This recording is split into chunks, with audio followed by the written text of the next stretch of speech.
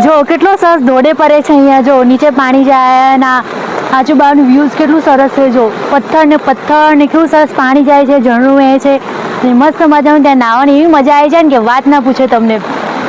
મને તો એવી મજા આવી જાય. તો નીચે જવાનું બાકી છે અમારે, પણ જો સરસ મજાનું નીચે એટલો સરસ ધોધ દેખાય છે ને કે વાત ના પૂછે. ત્યાંથી વહેતું પાણી એવું સરસ આવે છે ને તમને મજા આવી જાય નાહવાની. જો અને વરસાદ એટલો બધો પડે છે કે વાત ના પૂછે. તો અમે જો મસ્ત ધોધ જોવામાં આવી ગયા છે. જો તમે આજુબાજુ એકલા તમને ઝાડ જ દેખાશે. જો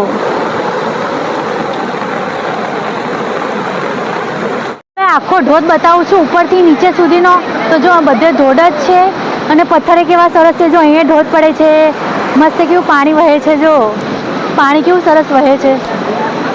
ઉનાળામાં તમને નાહવાની એવી મજા આવી જાય ને કે વાત ના પૂછે. જો કેવું પાણી વહે છે. વરસાદના કારણે અત્યારે વધી ગયું છે પાણી, પણ તમે અહીં બેસીને તમે નાહી શકો. જો પથ્થરે કેવા સરસ છે અને ઝાડ ને એવું સરસ. તમને મજા આવી જાય ને અહીં ગાડી.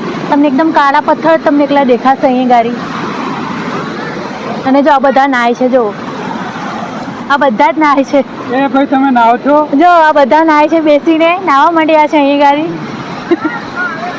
બધાને નાહવાની મજા પડી ગઈ છે અહીં ગાડી. જો નાવા બેસી ગયા છે બધા. તમને કેવી મજા આવી ગઈ? બહુ મજા આવી ગઈ ને. આ ધોધ કયા ગામમાં આવેલો છે? આ ધોધ રાજપીપળા નજીક જૂના ઘાટા ગામમાં આવેલો છે. આ ધોધ ત્યાં ફૂલ પ્રવાસીઓ આવે છે ને ફૂલ મજા આવે છે. આજે થોડા વરસાદના લીધે થોડો ઓછા છે. કેવું ધોધ કેવો લાગ્યો તમને? હા એકદમ બહુ જ મસ્ત.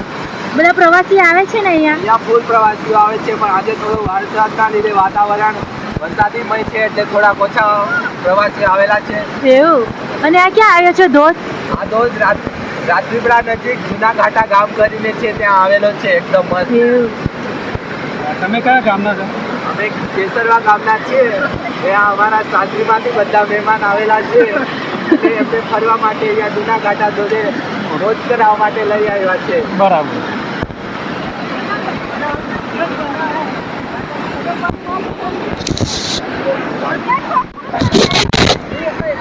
હા ભાઈ, આ જો અમારા ભાઈ. જો